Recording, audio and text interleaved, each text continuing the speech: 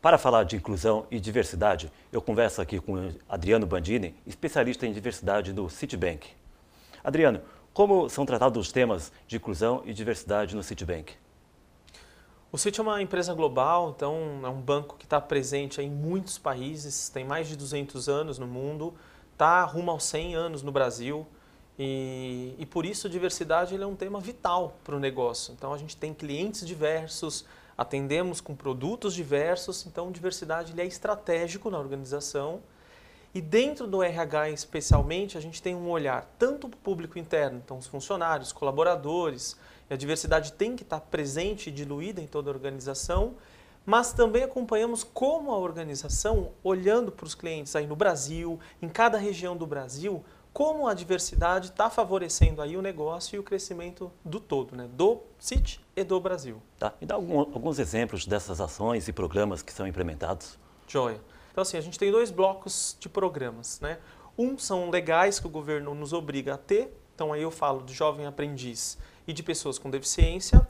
E eu tenho outros programas que a gente chama de ação afirmativa. Então são ações grandes que não são legais, eu não sou obrigado a ter, mas o Citi investe de uma forma bastante intensa. Por exemplo, então pessoas com deficiência, a gente está com a cota quase cumprida, porém a gente tem um programa de acessibilidade, com 6 tipos de acessibilidade.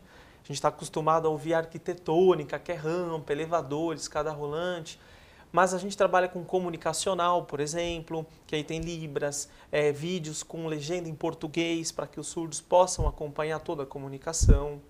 Atitudinal, que é uma acessibilidade vital para o negócio. Então, é como é que eu lido com as pessoas nas diversas manifestações humanas. Acessibilidade programática, que é uma que poucas pessoas falam, que às vezes a gente precisa fazer. O que é isso? É quando eu altero normas, políticas internas para permitir que um perfil exista conosco. Um exemplo, deficiência intelectual. E a deficiência intelectual, a gente pensa muito em síndrome de Down, mas é muito mais do que isso. Tem várias síndromes. Ela é um rebaixamento intelectual em algumas esferas de 6 possibilidades. Então, entender isso, entender como a empresa pode proporcionar espaços para isso acontecer, é um estudo que está dentro de acessibilidade programática, né? E outras, metodológica, instrumental, que nos ajudam a pessoa poder trabalhar, produzir e crescer junto com a empresa. Então, isso cria um plano de carreira acessível. E esse é um diferencial que vai muito além do que a cota numérica das pessoas lá. Então, isso é pessoas com deficiência. Jovem aprendiz, então, também programa do governo para jovens de 14 a 24 anos. A gente já tem isso já de uma maneira consolidada no Brasil, porém inovamos como? Colocamos 2 programas importantes ao mesmo tempo dentro do Jovem Aprendiz. Pessoas com deficiência, então eu tenho aprendizes com deficiência, e aí então eu tenho um processo inclusivo desde a entrada, e eu tenho, por exemplo, uma ação afirmativa para aumentar o número de negros no banco.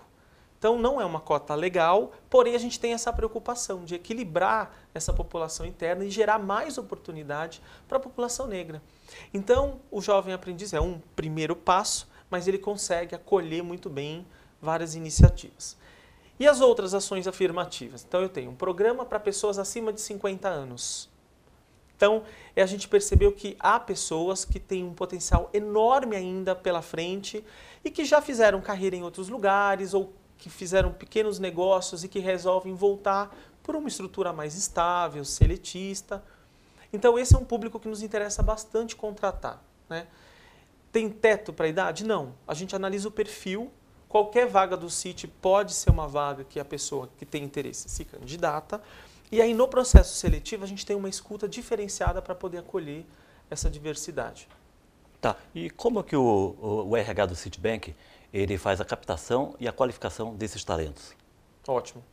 A gente tem vários caminhos, né? Temos os parceiros de RH, então várias consultorias que nos atendem, e essas consultorias, elas recebem orientação formal, então a gente tem um dia que reunimos lá todos os fornecedores de RH e falamos, olha, a gente quer que vocês entreguem para nós perfis diversos. Então não é só, por exemplo, para uma vaga, 3 candidatos que têm um padrão dominante, né? Os brancos, naquela forma de formação universitária, em faculdade de primeira linha. Não. A gente quer que tenha aí um portfólio de candidatos diversos. Então esse é um passo muito importante. O outro é falar dos programas que a gente tem. Então a gente tem um programa bem qualificado, o resultado ele é falado formalmente, como eu aqui, por exemplo, ou pelas pessoas que participam conosco e que levam espontaneamente essa informação para as comunidades onde elas estão. Então, o grupo de pessoas com deficiência, e tem vários deles que são articulados em militâncias e tudo mais, sabem espontaneamente que o CIT tem programas de qualidade. Então, eles nos buscam, e aí um bom problema, eu tenho mais candidatos chegando do que vagas em aberto no momento.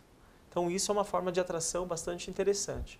E dentro do banco, uma vez que a pessoa já está conosco lá, ela tem um canal direto com diversidade. Então, se ela tem dificuldade ou quer tirar alguma dúvida, se tem alguma falta de acessibilidade que a gente ainda não percebeu, ela consegue vir, conversa conosco e a gente vai até ela e proporciona essa acessibilidade. Tá. E Adriano, e como que vocês trabalham os demais colaboradores para receberem esse público? Essa parte é fundamental. Na verdade, o gestor e a equipe é que fazem o programa acontecer na prática, né? Então, a gente tem uma parte de formação para o gestor. Então, a gente tem um curso de liderança e dentro desse curso tem um módulo de diversidade. Esse módulo ele tem a área de diversidade com treinamento, identificando qual é o melhor conteúdo para aquele público, porque cada área tem um perfil bem diferente. Então, às vezes, eu preciso focar mais em um tema numa área do que em outra. Então, a gente dilui isso da melhor maneira possível. Então, esse é o primeiro passo.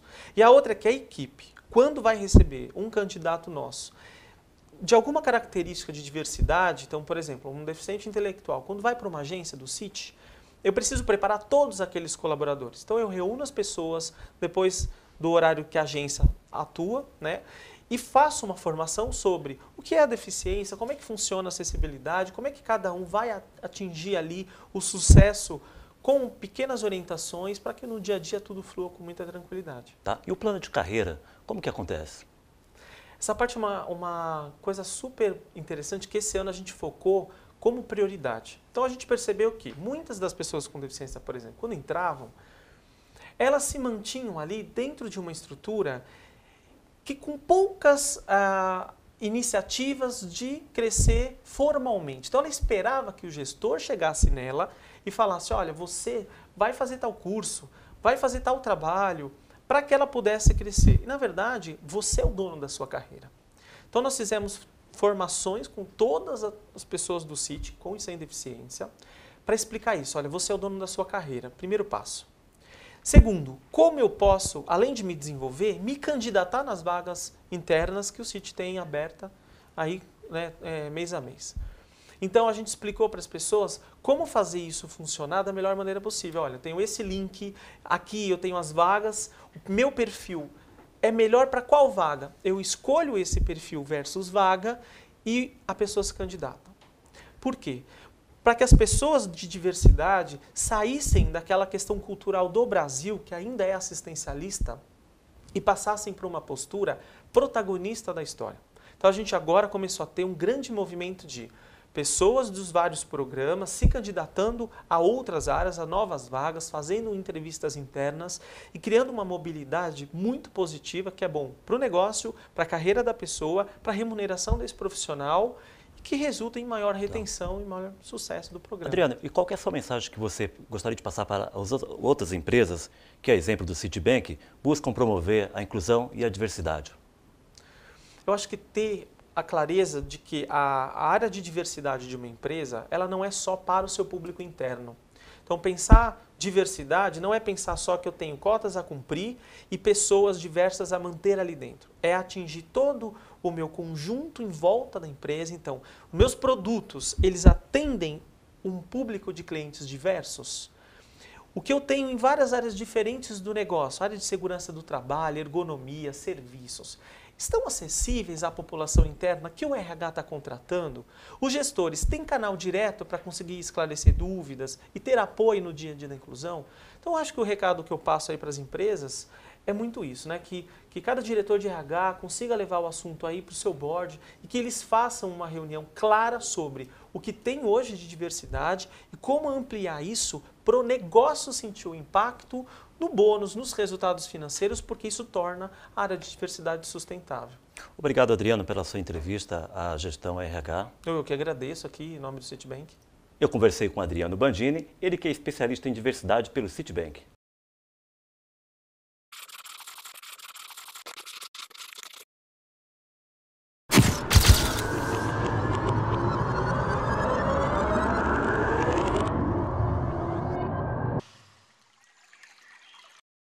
No livro Gestão de Singularidade, o autor Eduardo Carmelo, especialista em gestão estratégica de pessoas, revela os caminhos possíveis para se atingir a alta performance corporativa. A obra apresenta ao gestor de pessoas formas de parar de tratar funcionários como peças iguais, tornando-os peças estratégicas para os negócios da organização.